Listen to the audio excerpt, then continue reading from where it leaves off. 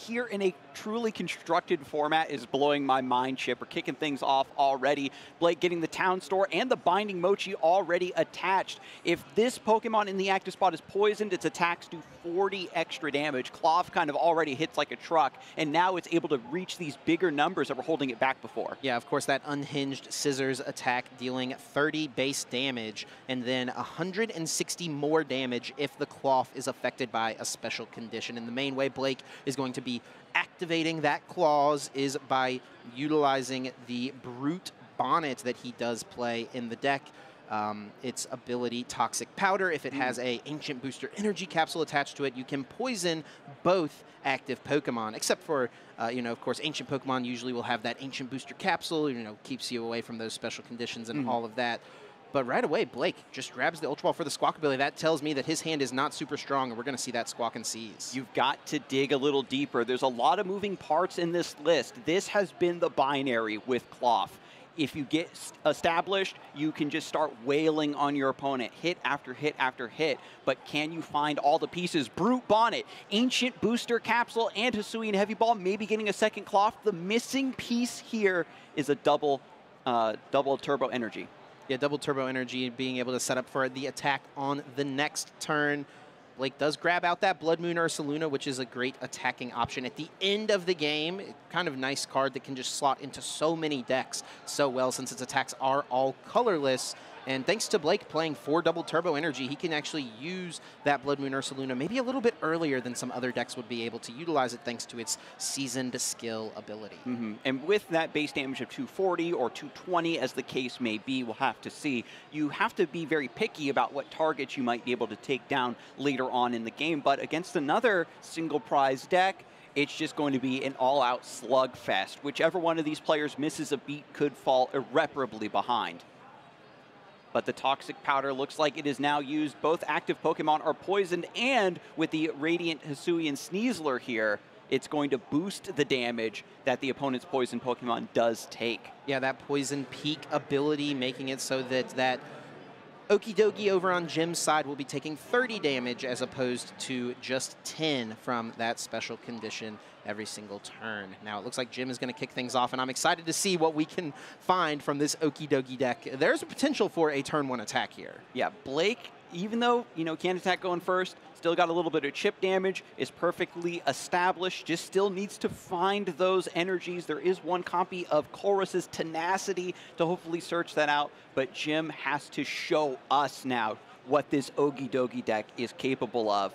If you can attach, let me see, we've got a Legacy Energy in the deck, Chip, and Luminous Energy. This is going to count for fighting and also the Darkness Energy to activate that Adrena Power ability, boosting its HP by 100 and its damage by 100.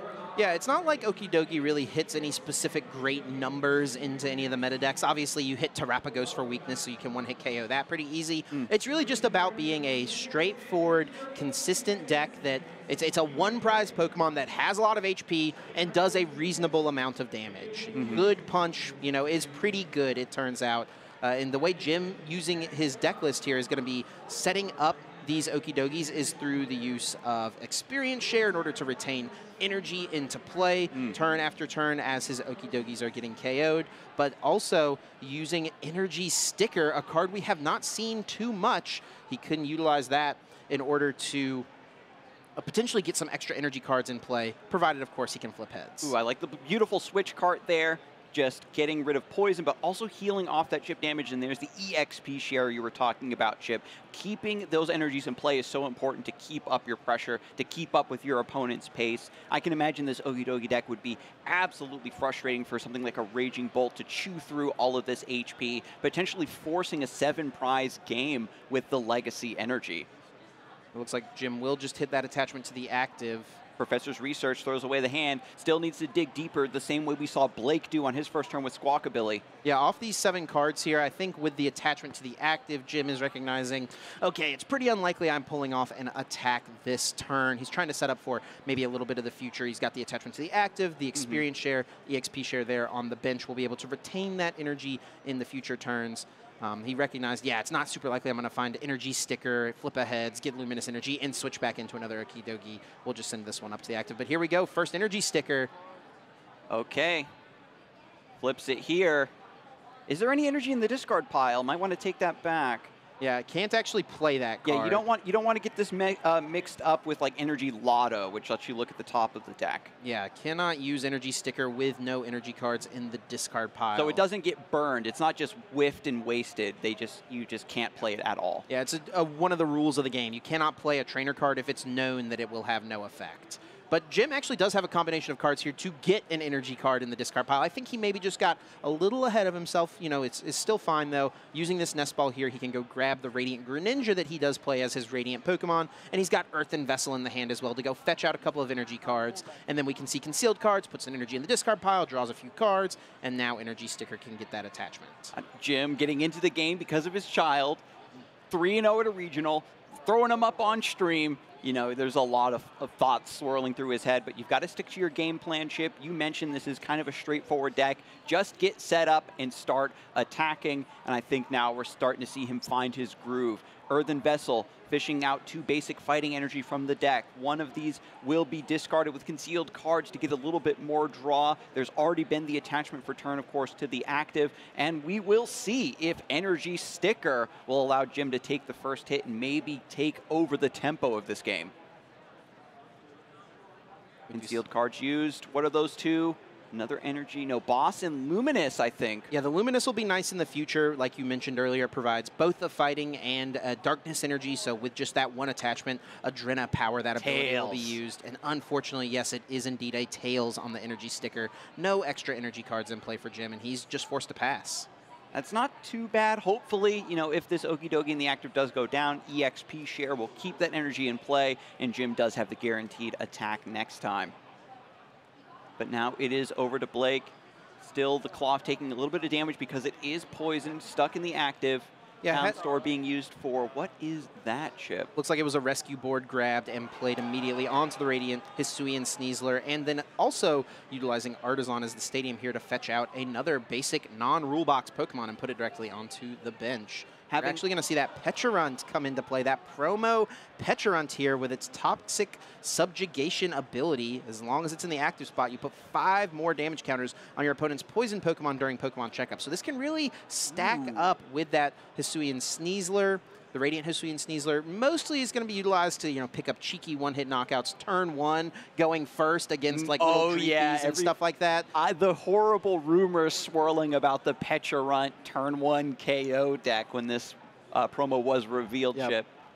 Gives Klawf a lot more utility. Yeah, it's kind of interesting, though. I don't really think it's super good in this matchup, so I'm a little surprised to see it being put into play from Blake. I don't really think he'll be utilizing it basically ever.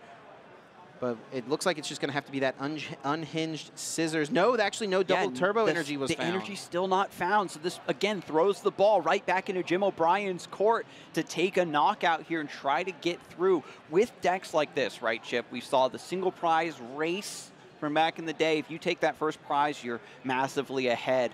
There is an incredibly unlikely turn of events where Radiant Greninja gets enough luminous energy to try to use Moonlight Shuriken, but it's going to come down to the back and forth of this early mid-game, and maybe Blood Moon Ursaluna deciding things for both of these players. Jim will use the Artisan from Blake's end to grab this Tatsugiri, a card that's pretty solid that we just really haven't seen too much yet. Its Attract Customer's ability lets you look at the top few cards of your deck in order to search for a supporter card and add it to your hand. And Jim actually has a pretty nice play lined up here. He's got the Luminous Energy already in the hand. He's going to attach it to this Okidogi, and he's also got Boss's Orders here. So he's got a few options of what he could go after. The Radiant Hisuian Sneasler to limit the boosted damage in the future could be okay, but honestly, I think targeting down the Brute Bonnet would be a really strong play here from Jim O'Brien. Let's see if he goes for it. Oh yeah, because now that the Town Store has been bumped, it'll be harder to fish out another Ancient Capsule, get that reestablished, that free poison with Toxic Powder. And don't forget, now Okidogi has plus 100 HP, a little bit of extra damage to boot. And well, you know what here? The Brute Bonnet is actually not weak to fighting. A lot of Darkness Pokemon, you know, it's kind of a mix. Some will be weak to fighting, some will be weak to grass. With the Brute Bonnet having that Ancient Booster Energy Capsule attached to it, it actually would not be able to be KO'd. Okay, Good Punch deals 170 damage. Brute Bonnet boosted all the way up to 180 right now. Jim is still going to be able to get Good ahead in the catch there. prize trade here, which is really strong in these one prize matchups. So Jim is definitely putting himself in an excellent position. Let's see how Blake is able to respond. Does he find the double turbo energy? That is the big thing here. That's the hardest piece to find in this list, certainly. After that knockout, though, has access to Pheasantipity. Try to get a little bit more card draw, hopefully. And he's got the perfect card to find the double turbo energy here. Colress's Tenacity, searching the deck for a stadium card and an energy card, not a basic energy card, any energy card, and adding it to the hand. That grabs the double turbo energy, so we will at least see a guaranteed attack here now from Blake. Radiant Sneasler has the rescue board attached, of course. This is just a free retreat now to see where the rest of your turn is going, what cards you're able to find before you decide what needs to be in the active. Now there's Retreat, Klawf with an energy attaches in the active spot. Here comes the combination. Toxic Powder, poisoning both active Pokemon. The Okidogi already has 60 on it from previous poison turns. It's going to be a classic unhinged Scissors. And that will be enough for the KO. Okidogi does have a ton of HP, but not quite able to hang on here. Now, I do believe it was knocked out by damage from the attack, not knocked out by poison, which is a key differentiator here because now that EXP share on the bench will still be able to be used to bring that extra energy. It is only when it's knocked out by damage from an attack. So if Blake can ever, map out some ways where the Okidogi is KO'd by poison, it would not necessarily trigger the EXP share. Is that also a way to get around Legacy Energy, Chip? It is a way to get around Legacy Energy as well. It's when the Pokemon is knocked out by damage from an attack, and that is the A-spec of choice here in Jim's deck. We thought that this was going to be just a get set up and start punching sort of deck, but there's a lot of nuance to how you can manipulate this damage. Who knows if Blake can do something cheeky with that Petulant down the road to facilitate that play. Now, Jim does need to find a Luminous Energy or a Legacy Energy here in order to get a knockout with this Okidogi and keep up the tempo, keep up the pace here in this game. He chose not to send up the Tatsugiri here, chose to just send up the Okidogi right away.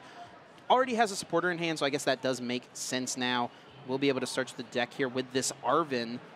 Is going to be looking for that Energy Lotto here, digging for either the Legacy or the Luminous. Is he going to be able to find it from the top 7? That's the big question. Ooh, and the rescue board was found off of Arven. If he did have that already in hand, could have attached to the Tatsugiri, got another attract customers, setting up for future turns. And that also would thin one more card out, right? If you send up the Tatsugiri, you give yourself a chance to find a supporter card, add it to your hand, and then you increase your chances of finding an energy card here. And that's really what it's going to come down to this turn.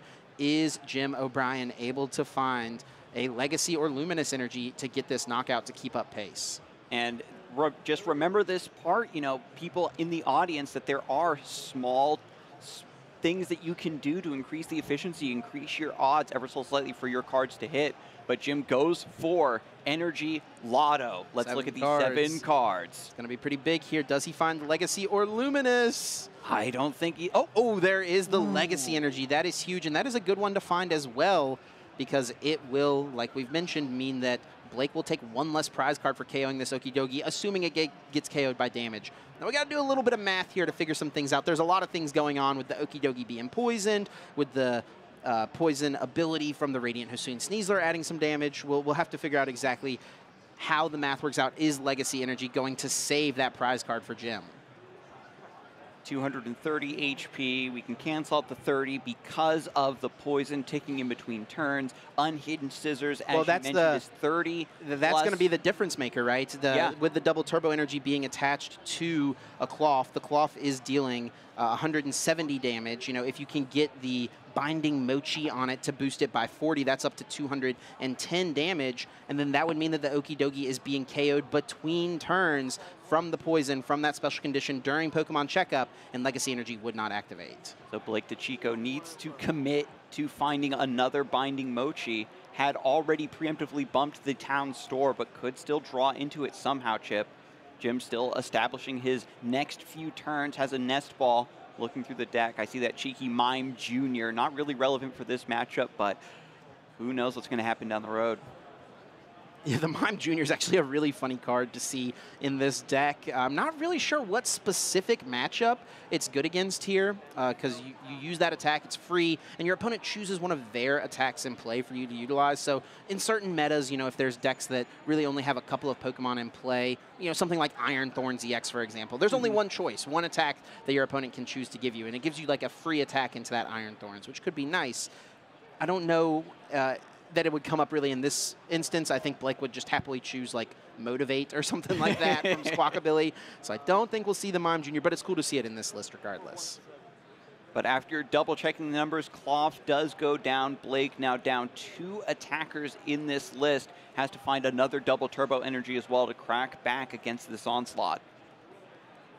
There is only 1 copy of Colress's Tenacity, which is a big part of the matchup, Chip. If you can't keep up your attacks, if Jim gets a 2-prize lead, 3-prize lead, Klawf doesn't have that multi-prize comeback potential that Lost Zone used to enjoy using Sableye.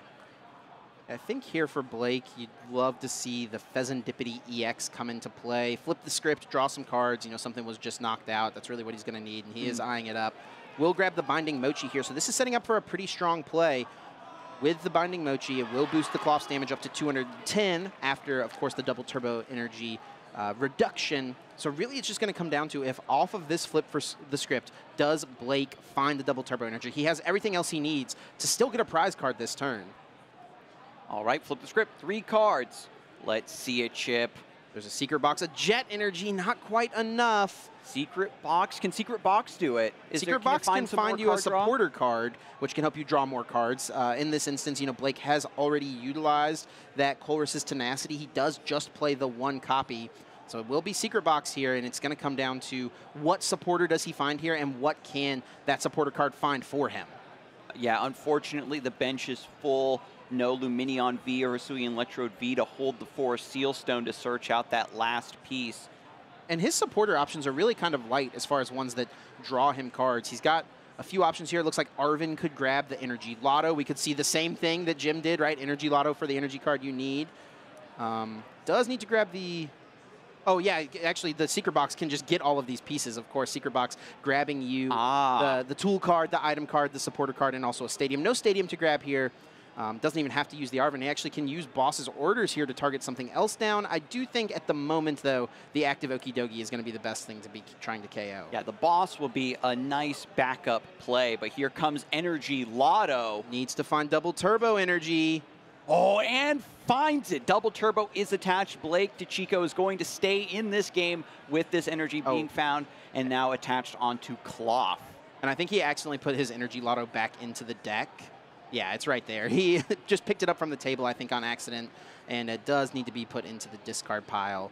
All right, that should be all well and good. You're going to shuffle the deck anyway here, right? Wait, no, if you're just looking at the top 7. Yeah, I think that might be what the judges are saying. He probably should not have picked up his whole deck because he was not doing a complete deck search.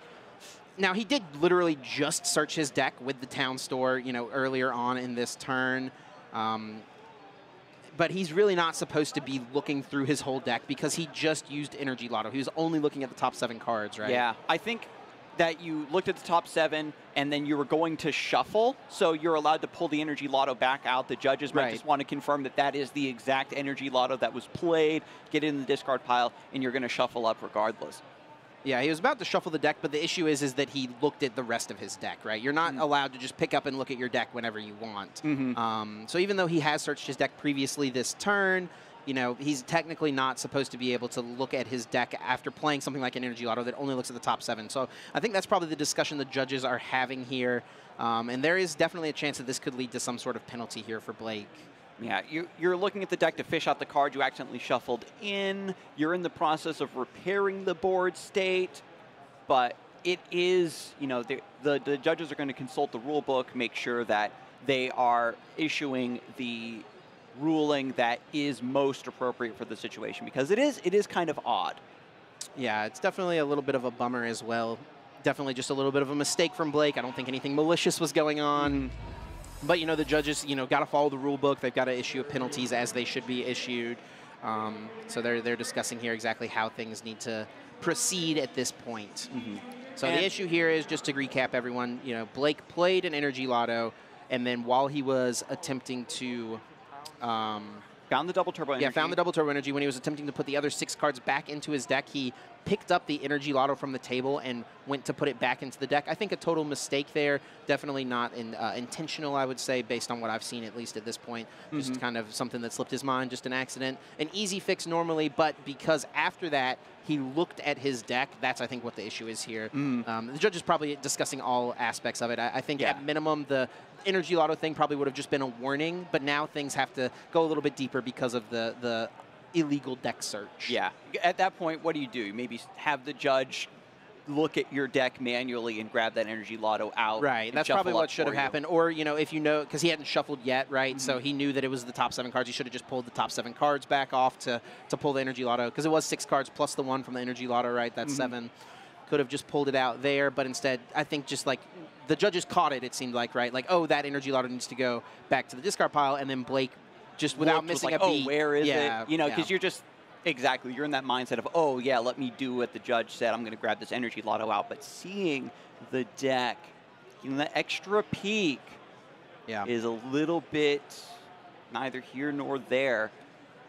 But when I was evaluating this matchup, Chip, when we were getting into the match, we know that Klawf has had some absolutely one-sided stomps on stream before.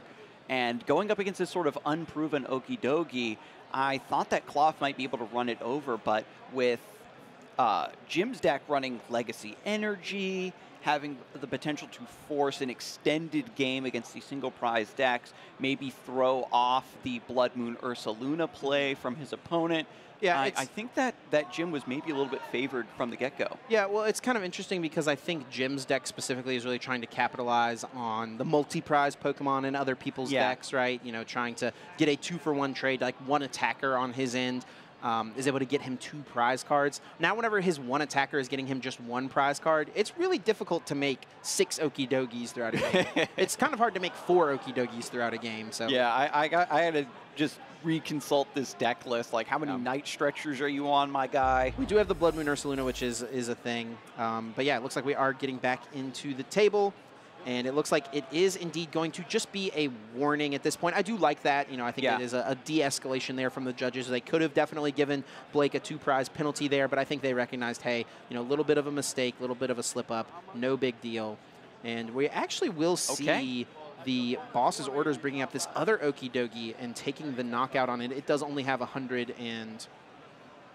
Oh, it's actually not even going to be the knockout here. It has 180 HP, and the Klawf here is swinging for 170 damage. So it will be KO'd going back into Blake's turn. Yeah, I thought... the poison will get this KO here, from the Radiant Hisuian Sneasler will be boosting that up. And Blake had the Binding Mochi, I had thought. Yeah, I thought so maybe too. Maybe going to try to set up that sneaky play to get around the Legacy Energy. Yeah, I'm wondering here if maybe Blake doesn't realize that he could have KO'd the Okidogi with the Legacy Energy and still gotten a prize card because of the poison between turns. Could be a little bit of a mistake there on Blake's end, maybe not quite realizing exactly how things shaked up. And with the final Klawf in the active spot, it seems that every time Jim takes a knockout, Blake has to jump through so many hoops to get the response KO. With Tatsugiri now in the active rescue board, figuring out how many extra supporters can I pull out of the deck, keep thinning, making my Energy Lottos ever so slightly better is great. Now Jim is on the cusp of getting 2 Okidogis established. Yeah, I think Jim is probably very thankful that this Okidogi did not go down, right? Even if Blake had not gotten a prize card from it, which he would have based on how the math works out, even if Blake had not gotten a prize card, I think just forcing Jim to establish another attacker would have been the really difficult thing to have happen. It would have basically involved Jim having to flip aheads on an energy sticker, and he's already played 2 energy stickers. He actually only has 3 in his list. So the fact that this Okidogi on the bench gets to stick around for another turn, it gives him another chance to establish this next Okidogi, which is going to have now even more hit points with the combination of the Loomis Energy and the Bravery Charm. things are looking actually pretty nice here for Jim O'Brien, I'd say. Yeah, Blake DICICCO had to pick his poison, trying to head off the Okidogi with the Bravery Charm. If that gets a Luminous on it, maybe the HP is a little bit too big for Klawf to really deal with outside of having a multitude of factors with the Binding Mochi, etc., etc. So you have to say, do I want to get some tempo by taking down the established attacker, or this specific threat of high HP I might not be able to get around otherwise? And after the deck being shuffled up here, after attract customers, Jim is ready to just keep swinging. Yeah, it's a great spot to be in, to be honest. Going to be able to take the knockout, forcing Blake to establish another attacker yet again. And Blake is getting a little bit low on resources. We've seen a few Klawf go down now at this point. We've seen a few double turbo energies gone down now. Blake is going to have to try to reestablish another attacker here this turn, and we'll see if he's able to do it. Yeah, Blake really, as you said, Chip, wants to go for a 2-2-2 sort of prize map, and being matched against another single prize deck throws off what this deck wants as a strategy to do, to have these smaller attackers trading up, having this potential math manipulation with the poison, with the toxic powder, with the Binding Mochi. Town Store being used once more. Blake has been on a tour going back and forth from Artisan to the Town Store to Artisan. Whatever he needs out of the deck seems to be there.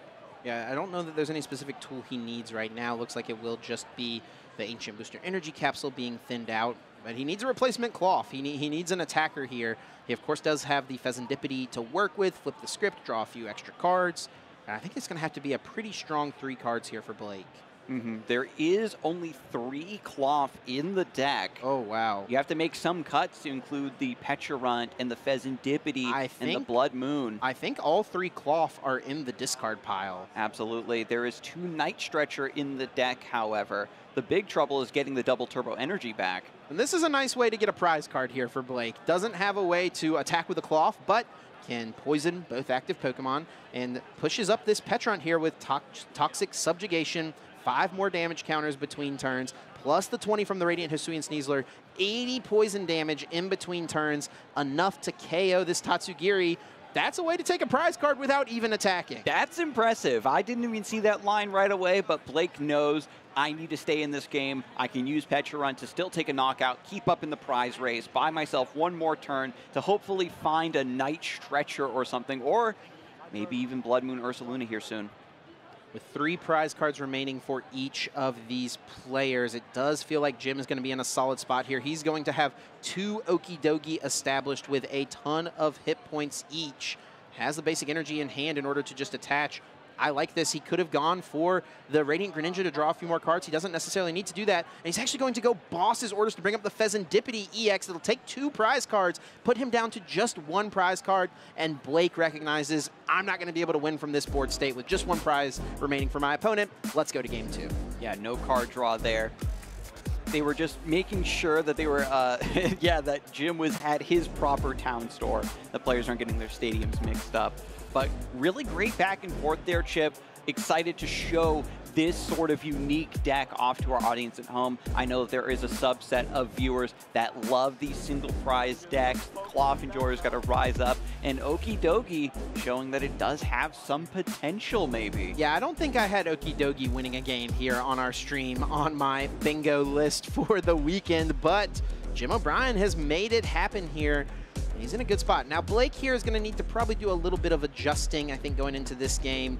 I hope he realizes the situation with the Legacy Energy. I think he would have been in a really great spot if he had just KO'd that Okidogi with the Legacy Energy on it. He would have gotten the prize card because of the poison between turns, and he would have been in a fine spot through the rest of the game. Jim would have had to establish another attacker, but because Blake ignored that Pokemon, Jim didn't need to find anything else that turn in order to keep attacking and keep taking knockouts. When you're playing an oddball deck, you're a little bit more responsible for also knowing some oddball interactions, Chip. Blake, also that play with the Binding Mochi, getting around the Legacy Energy also happened right after the judges had to pause the game. Maybe just didn't quite get locked back in fast enough to keep that at top of mind. Jim also had opened up beautifully with that early switch card, getting rid of some of that damage, and we'll see if he can clean up his play as well, because he missed a couple of track customers, and that can turn an energy lotto into a whiff when it could have been a hit. And if you lose out on those energy finds, those attachments, Jim could be the one that falls super far behind in the early stages. It does look like Jim had a mulligan, so Blake will get one extra card to work with. Jim does finally have a basic Pokemon here. The players will set out their prize cards, and we'll get in to this second game here in Swiss Round 4. Okidogi. I have to just keep saying it to myself, Chip. It almost doesn't feel unreal. real, does it? Yeah, and if it was any other matchup, I think we'd be talking a lot more about Mime Jr., certainly, but both players have their main attackers in the active spot. They don't have to find any switches, do any dancing around. With Jim going first, Blake is the one who gets the first swing. Super effective classes. These decks are out for some shenanigans. Yeah, really kind of tough prizing over there from Blake as well. He's got that secret box prize, his A-spec of choice, the Colress's Tenacity being put down. And for Jim, 2 fighting energy and the prizes with luminous energy means these lottos are going to be very, very rough. Very rough indeed. But Artisan enters play for Jim, able to get more basic Pokemon established. We have multiple Okidogis, hopefully with EXP share, Tatsugiri joining the charge. This is how Jim wants to operate, having multiple Pokemon pseudo-established, whereas Blake seems to have these bursts of, I have the Klawf, I have the Double Turbo, I'm ready to go. Hopefully he'll be able to replicate what he did in game number 1 with Squawkabilly, finding the Hisuian Sneasler, finding the Brute Bonnet, and the Ancient Capsule. It seems like such a huge ask for Blake to get all of these moving parts together, where Jim seems to just want to play pretty cleanly, a little bit more basic here. Oh, but that's a pretty unfortunate whiff there from Jim. No energy attachment. 3 energy in the prizes decreases his chances to have one in that opening hand. He does not find one. That is a big deal. You really want to be attaching an energy every single turn as this Okidogi deck, and this is a great opening here for Blake. He chose to go second here. Can he piece together everything he needs to get off this turn 1 unhinged scissors? He's going to need to find a double turbo energy. He'll need to find the Brute Bonnet and an Ancient Booster Energy Capsule. If he can find those 3 cards, that's step 1 right there from Jim's own Artisan. That's step 2 with the Ancient Booster Energy Capsule. Now just needing double turbo energy. Part. Can he find the double turbo? That is the big question now. It's going to be Nest Ball. I think there was an Ultra Ball there. Maybe snag Luminion to get Colress's Tenacity to get the double turbo. Well, let's remember that Colress's Tenacity is in the prize cards this game. He's only playing 1 copy. Just the 1 copy, that's right. So is not going to be able to find it to guarantee the energy. It might come down to something like a Squawkabilly, Squawk and Seize, in order to draw 6 cards and hope to find a double turbo there. So Squawkabilly was indeed the grab off of Nest Ball number 1. Nest Ball number 2 picks up another Klawf and Rescue Board on that bird just in case. Yeah, any more out to thin out of the hand before we Squawk and Seize and Ultra Ball for 1 more, maybe that Sneasler. Yeah, can grab 1 more Pokemon. I think Sneasler would be a fine thing to add to the board here. You're going to want it in play at some point. It does seem like it creates some pretty good math in this matchup specifically, almost working out perfectly to KO 230 HP Okidogis. So nice to see that hit the field, and we even see Blake having that Town Store as the last stadium in hand, and he is going to choose to use it now before the Squawk and Seize. I mean, I think this is him just recognizing it is so important to find double turbo energy. I want to thin as much as possible to increase my chances as much as possible to find this DTE. Beautiful. Town Store entering play, finding the Binding Mochi. You can attach that right away, and a Squawk and Seize after sequencing down to an empty hand. And I do like this as well. Blake debated putting the Binding Mochi on the active Okidogi. Wow, there's a couple double turbos, so I guess that answers that question. But Blake did debate attaching the Binding Mochi to the active. It's not relevant right now. He doesn't need that extra damage in order to get a knockout, so I like the decision to conserve that Binding Mochi, putting on the bench Klawf so you can set up for a knockout in a future turn. And now Arvin is going to be the supporter of choice, getting a couple more cards out of the deck, maybe Energy Lotto.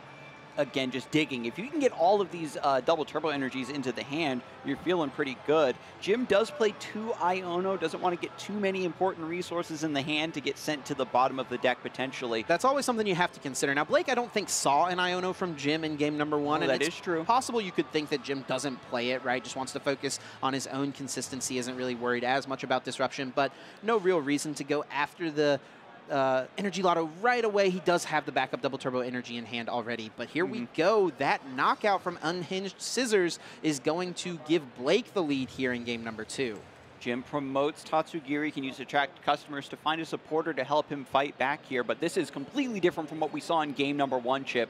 Jim had missed the attack, so to speak, but had the XP share to keep that energy in play, so now he's 1, 2.5 steps behind almost. Getting your attachment for turn is going to try to maybe keep Tatsugiri in the active spot for this turn just to give something up. Legacy Energy doing a lot of heavy lifting to keep him back in this game. If your opponent kind of takes a blank knockout, doesn't get a prize, that is the angle that Jim needs to stay in this game. Yeah, Jim does have the counter catcher in hand. I don't know if I would hate to see like a stall option here from Jim. He does kind of need to buy a turn at this point. He's got an Iono in the hand, so something he could do would be to counter catcher, bring up this Brute Bonnet, stick it in the active with its thick 3 retreat cost, I was and just about to force say. Blake to try to move it on the next turn in order to even get off an attack. Yeah, this Okidogi is going full Giga Chad mode with the Legacy Energy, has that darkness for Adrena Power for extra HP, extra damage, and now Bravery Charm. Yeah. 280 HP, single prizer. 0 prizer at this point. Oh, yeah. With that Legacy Energy, I mean, that is massive. Really going to be difficult for Blake to get through this. He's not going to be able to do it in 1 hit. And with that counter catcher, this is going to be a chance for Jim to kind of reestablish. And the Iono has that too. So that extra double turbo energy that Blake was so confident to have in the hand for the second Klawf, going to go down to the bottom. Yeah, this is going to be a nice opening here for Jim. Just wants to reestablish, really wants to just buy a turn. Now, the thing is, for this play for Jim, he's going to need to find another Gust next turn because the Brute Bonnet does not get KO'd by the Okidogi. We went over that in game number 1. It deals 170 damage, and Brute Bonnet is weak to grass, not weak to fighting. So there is switch cards in the list. Has Ultra Ball, as well as Forest Sealstone, can grab a Pokemon V, can get all the pieces necessary. The secret box is in the prizes, if I recall. So at least having a Forest Sealstone will let Blake respond to this turn, but it comes down now to Jim to get a good establishment with this beautiful stall play with counter catcher and the Tatsugiri energy sticker. Let's see it. Is it a heads? A tails once again. Energy sticker has not been Jim O'Brien's friend on the stream just yet. This is a serviceable establishment hiding behind the Tatsugiri here, and who knows, if the Brute Bonnet were to get stranded, Jim would have much more time to get his foundation built, his Okidogi's build up in order to start hitting on these Klawfs, taking those prize cards, getting back into the game. But I'm so concerned about Blake now having the Ultra Ball and that Forest Sealstone to get out of this bind and keep taking prizes. He's even already just got the switch card in the hand. Doesn't even have to search it out. The Hisuian Electrode and the switch card. This could have been a good opportunity here, I think, for Blake to go for the play that he went for in the last game with that Petron. Now, I think the Petron was prized. I don't know if he took it off of his prize card or not. No, looks like it is indeed still prized. That would have been a really cool play here to go get Petron with the Ultra Ball, put it onto the bench, switch card into it, and then do the whole thing he did last game with the poison to get a KO without using any energy, protecting his Klawf on the bench. Not a play that's available to him, though, with that card being prized still. Yeah, the awkward prizes for Blake saving Jim O'Brien. Could you imagine having essentially a free attack, taking a knockout, but retaining the threat of 2 Klawf on the bench? Makes it impossible for Jim to take a knockout and force Blake into a situation where he has to jump through all those hoops. There's going to be a swing with unhinged scissors to take the knockout. I'm glad we're getting those poison markers some use from our stream table. I don't think they get utilized quite enough. And I know our TCG Plus crew in the back is really excited to show off all the nice little poison special condition graphics that we have going on.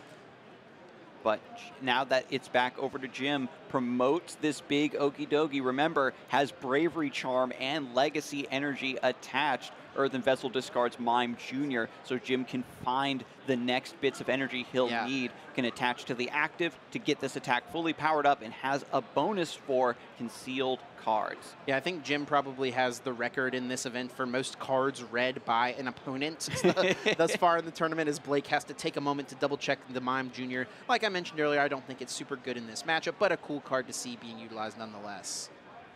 An attack like that is so intriguing, Chip, that it's only a matter of time before the meta kind of condenses in a certain way. It's got to be there to like counter a specific thing, like a specific deck in the metagame. The main thing I can think of right now is the Iron Thorns EX, just a free attack into that, but that's about it. So yeah, some of these control decks maybe, but I mean, you're getting around Mimikyu regardless. Hopefully Jim can win and we can ask him, yeah?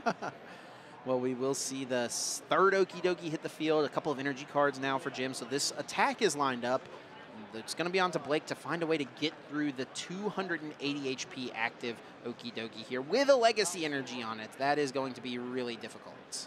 Uses Town Store, of course, before concealed cards. Grabs EXP share, beautiful attach on the second Okidogi. So now Jim is starting to build up this engine of good punches where you can take this attack on the active if it is knocked out in response. With one energy going back to the bench, he just only needs one attach for turn to get the next attack and the next attack. So both players... Here's the play for Blake. All right, we've got it lined up. He took the Petron off the prize cards, I'm pretty sure.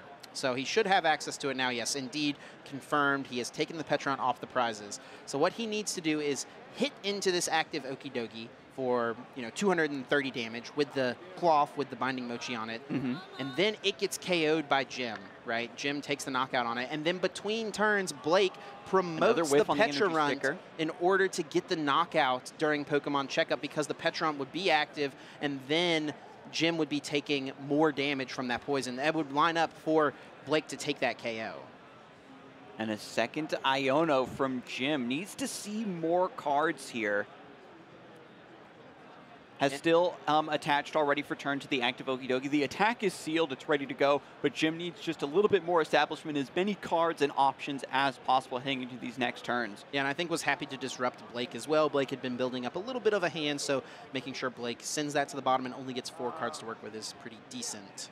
And with Tatsugiri, another rescue board, means that Jim has that beautiful pivot with attract customers in response. Finally a knockout, and Jim is on the board. Yep.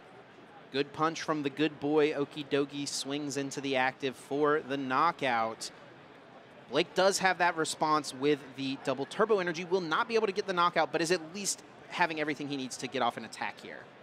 Getting around the legacy energy becomes more and more of an important bit of this matchup as time goes on because Blake has this lead, but it's very tenuous. So if you are forced into this 7-prize game, it gives Jim a lot of time to get multiple Okidogi established. And that is, as we saw in game number 1, where Blake really starts to lose control of the back and forth. We are going to see that play with the Petron hitting the bench. With the rescue board and Arvin as well, picking up Binding Mochi and a Nest Ball. I think here Blake is all there. I think Blake here probably wants to go grab the Pheasantipity potentially to get some extra cards drawn here, but it's actually going to be the backup Klawf here. Kind of interesting. Blake has the pieces to get this knockout, but I don't know how strong his hand is moving forward from here. So I think maybe he's a little scared to put Pheasantipity into play. That is how he lost the last game, by Pheasantipity giving up the 2 prize cards. So that might be something he's a little wary of. Going to use that just for 3 extra cards on the turn. He plans on going for the win. So here we go. Unhinged Scissors, I believe, should be 230 damage onto the active Okidogi. 170 from the attack. It does 190, minus 20 from the double turbo, so 170. Plus 40 from the Binding Mochi, plus the poison, plus the 2 extra damage counters from the poison. Oh, actually, I think 240 is the number. Is that right? 240? Yeah, 210 plus the 10 from poison, plus the 2 more from the... Yeah, it will be 244 dice onto this active Okidogi. Absolutely amazing. Big swing here, and this Okidogi, as you talked about, Chip, is perfectly prepped now for subjugating chains to come into the active spot on Petron.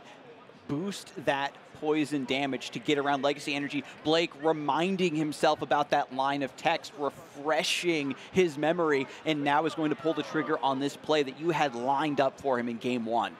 This is huge here as well, though. Jim does find this switch cart in order to move this Okidogi to the bench, so it's not going to be poisoned anymore. So that play is going to be taken away here for Blake to promote the Petron. So that's a huge card for Jim to find. Healing that poison because it moves to the bench, healing the 30 damage as well. now with 70 HP remaining on that benched Okidogi, and we're going to start to see the next Okidogi start to get established. I guess I think the play might still be on the table. You know, if Jim takes a knockout, that opens up a bench space for Luminion, Boss, Pecharunt, Ideas. I think Jim probably is going to have to still attack with this Okidogi unless we see an energy sticker heads here. Jim is still going to have to attack with the damaged Okidogi. So we could still see the Pecharunt take this, you know, KO effectively without getting any energy cards in play on Blake's side. Yeah, just a nice switch card. Take a little bit of Sting off, cure the poison, get Tatsugiri up to dig through the deck with the attract customers. Look at the top cards, find a supporter just to get some utility here. There will be that attract customers here. And Jim's deck playing tons of Professor's Research. Already used both Iono, a few Arvins in there as well. 3 Boss's Orders. Chorus's Tenacity also in Jim's deck. We haven't seen it from him yet. Just trying to get established with XP share and Luminous Energy on this benched Okidogi. If this Legacy Energy attached one goes back into the active, that fighting energy, that basic fighting energy will be passed backwards, and Boss's Orders was indeed found from attract customers. Adding that to the hand. And I don't think Jim is going to be able to attack with the fresh Okidogi on the bench. It only has the one Luminous, so I think he will have to attack with this other Okidogi. Like you pointed out, Blake did read the Legacy Energy, so now at this point, I think he should be aware, okay, I can get this extra knockout here effectively. But this is going to be Jim tying the prize trade back up. It's going to be still on Blake. You know, he's ahead in this single prize trade. Can he keep up the pace here, keep up the tempo, and keep finding a knockout in order to get back in this game and get back in this set, send us to a game 3? We're focusing so much on this specific Legacy Energy play because in a single prize matchup, it is important for every one of your attacks to net you a prize card. But it does need to be considered afterwards as well. With Pecharunt coming into the active, getting the revenge KO, does Blake have the resources to establish this Klawf for the next turn thereafter? Yeah, in the future. He doesn't necessarily have to find something now, which is nice. He doesn't have much. He's got an Arvin, which can maybe find a Nest Ball for the Pheasantipity to draw some cards. But again, you know, that was the card that ended up costing Blake in the first game. Does he really want to give Jim that opening? That is a break in case of emergency. Break glass in case of emergency to flip the script. Do you need the 3 cards now? Is there any way you can press your luck and save putting this other 2 prize Pokemon in play? Squawkabilly EX already a big liability on the bench. How many options do you want to give to Jim O'Brien? Yeah, the nice thing about Squawkabilly, honestly, is the fact that it is resistant to fighting. So the Okidogi can't even knock it out. It's got 160 HP, minus 30. You know, Okidogi can't one-hit KO that. So really it is just about the Pheasantipity, it being the weak to fighting option. And it looks like Blake is going to avoid putting that into play even still. He did use a couple Nest Ball this game, I think, early on, so there's a chance he actually doesn't even have the option to, but at minimum has that Energy Lotto to search for the energy on a future turn. And we are going to see the play here.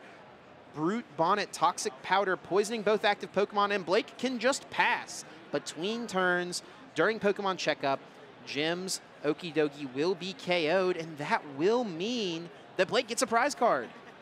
The bonus damage counters from Pecharunt and Radiant Hisuian Sneasel will stack. They will combine here in order to deal the additional 70 HP. Even after that switch card, it wasn't enough to save Okidogi from this play.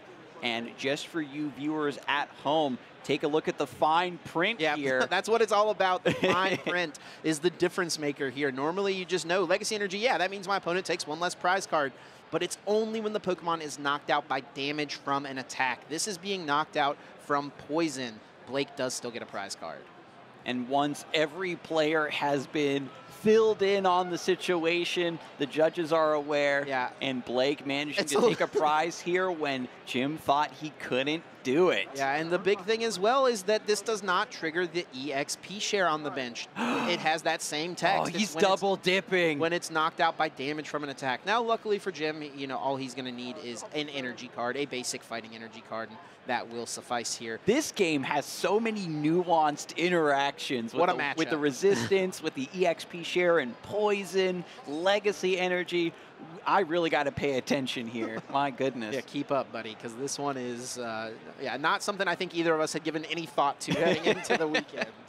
I have to ask for forgiveness from the audience because I didn't study the Klawf Okidogi matchup.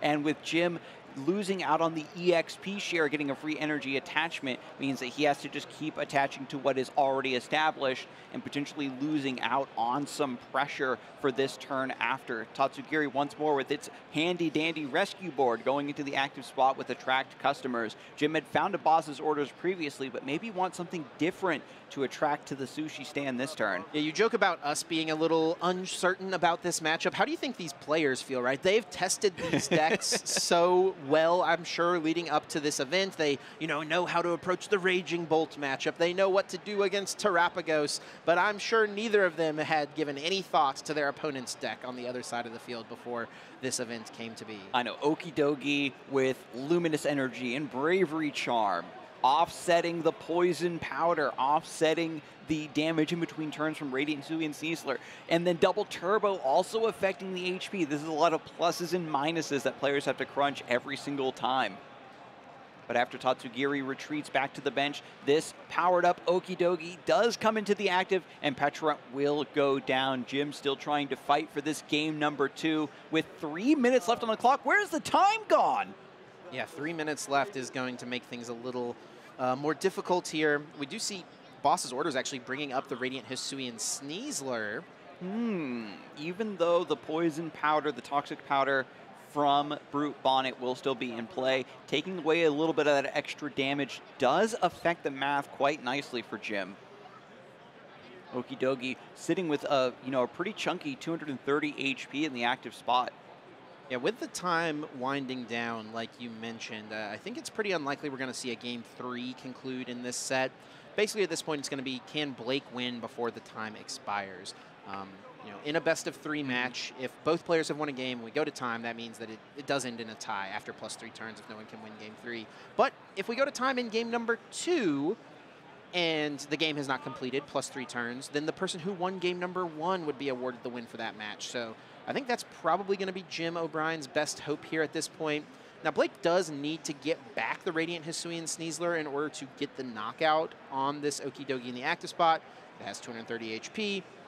He needs that more poison, so he's going to need to find the Night Stretcher, which I believe he should have guaranteed because he has that secret box in the hand to find it. Secret box was taken off of the prizes because he got around the legacy energy, right? Has secret box now. Was figuring out what to discard, it looks like. Interesting to see the Blood Moon Ursaluna go down. I think that might be something Blake needs to take his final prize card later on in this one, potentially. Yeah, just looking perhaps to set up another cheeky Night Stretcher for the Ursaluna kind of play in the late game. And if he needs to dig, can always bring out that Vezendipity when it's no longer going to be a liability on the final turn of the game. Yeah, there is that Night Stretcher in the deck. It looks like there is just the one Night Stretcher hanging out there in the deck at this point, so that's something else to think about. Yeah, is this other Night Stretcher in the prizes? Blake's prizes have been so important this game. There's so many very tricky setups and combinations of cards that this Petulant Klawf deck has to put together that every time he wants to go for a play is stopped dead in his tracks because a certain card is still prized. We've talked about how Iono has been decent for Jim at this point in the game. The Iono here for Blake could be a really big deal. And as we see here on the prize cards, Night Stretcher is still hiding there, that second copy of the card in his list. It looks like he will take it probably on this next KO, so that is good for Blake. But he is going to be able to find the one Night Stretcher off the secret box to guarantee the KO this turn, provided he can find a double turbo energy. There it is. Beautifully done from Energy. Lotto coming through for Blake this time.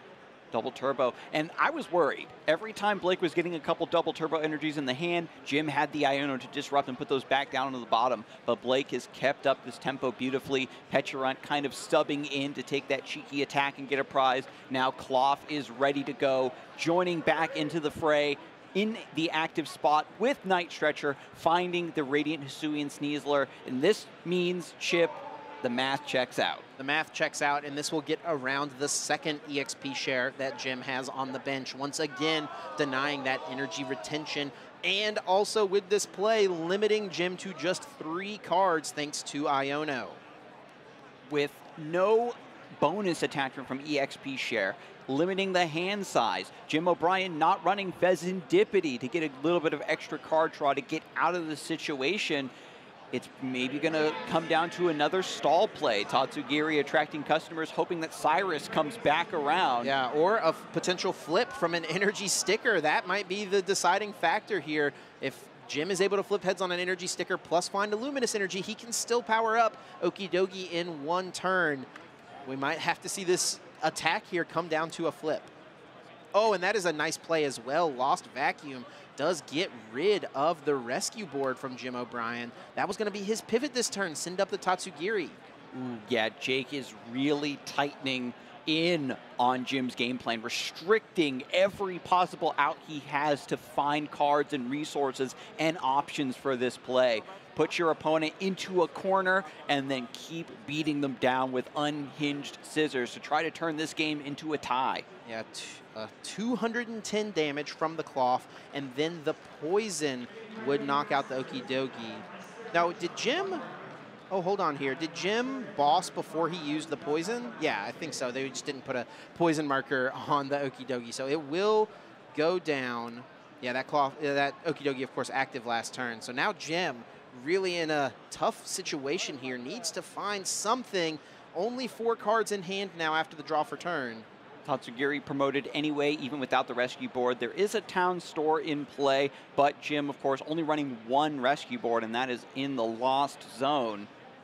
So Jim, it behooves him to certainly just hide behind this Tatsugiri, try to build up some cards. I don't know if it's possible for Blake to, with the way the turns lined up, we can see at the bottom, Jim is turn 1, Blake would be turn 2, Jim's going to be turn 3. And I don't really like the basic fighting energy attachment there from Jim. I think he needs to play to the energy sticker play of getting a luminous energy attached plus flipping heads on energy sticker. By attaching the basic fighting energy now, he has no way to boost his damage, and he drew into luminous plus energy sticker here. Another small miss sequence, really having big implications for a deck like this. We talked about it, Chip, earlier, where Jim didn't thin down 1 extra card, and that might have hurt his odds on an energy lotto. And now, by just attaching the wrong sort of energy, you close off the potential for a much stronger play. Now, Jim does only play 1 copy of the rescue board, which we did see hit the Lost Zone on the last turn, but he does have 3 switch cards, so he has those to rely on as ways to move this Tatsugiri from the active spot. That could have been the thing he just accepted he wasn't likely to be able to do this turn, move the Tatsugiri from the active to the bench. An Iron Bundle going to be employed. Its ability, Hyper Blower. You send it to the discard pile from the bench, forces your opponent to send a different Pokemon of their choice into the active spot from their bench. Looks like Blake will choose the Petron tier. We're going to see concealed cards. You can't discard any energy, including specials. So Luminous Energy has been discarded by Radiant Greninja to draw 2. Jim's still digging, not sure if he can't take a knockout this turn whatsoever. And no way to do so. I actually would, I guess, technically, with a flip of a heads on an energy sticker, could KO the Petrons, right? His attack does deal 70 damage. Petron's weak. But it looks like Blake is content to just draw and poison and knockout here. I think that's exactly what we saw happen. Now it's on to Jim here, taking this KO. But I think Blake has everything set up on board he needs to close things out. And it looks like we are actually in turn 3 of time here as well. Yeah, Blake is just a little bit short on having the necessary amount of attacks to get the final prize. So I think that is going to mean Jim is going to come away with the win in this set. A 1-0 victory for Jim O'Brien and his Okidogi deck. This is an aspect of the matchup that we haven't talked about a lot, Chip, and it's something we used to see a lot in the past with Lost Zone, where the single prize mirror matches can take a while to conclude. Players need to do so much research and so much setup to not just get their attacks for the turn that's currently happening, but